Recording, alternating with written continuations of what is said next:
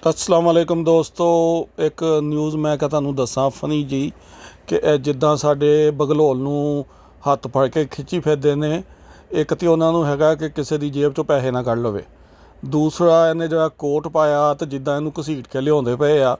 ਇੱਦਾਂ ਜਦੋਂ ਮੈਂ ਸਕੂਲ ਜਾਂਦਾ ਹੁੰਦਾ ਸੀ ਨਾ ਅਤੇ ਜਿਹੜਾ ਬੱਚਾ ਬਹੁਤ ਹੀ ਨਲਾਇਕ ਹੁੰਦਾ ਸੀ ਨਾ, ਉਹਦੇ ਮਾਂ ਪਿਓ ਜਿਹੜੇ ਆ ਉਹ ਬੱਚੇ ਦਾ ਹੱਥ ਫੜ ਕੇ ਇੱਦਾਂ ਦਾ ਕੋਟ ਪਵਾ ਕੇ ਅਤੇ ਉਹਨੂੰ ਸਕੂਲ ਲਿਆਉਂਦੇ ਹੁੰਦੇ ਸੀ ਛੱਡਣ ਵਾਸਤੇ।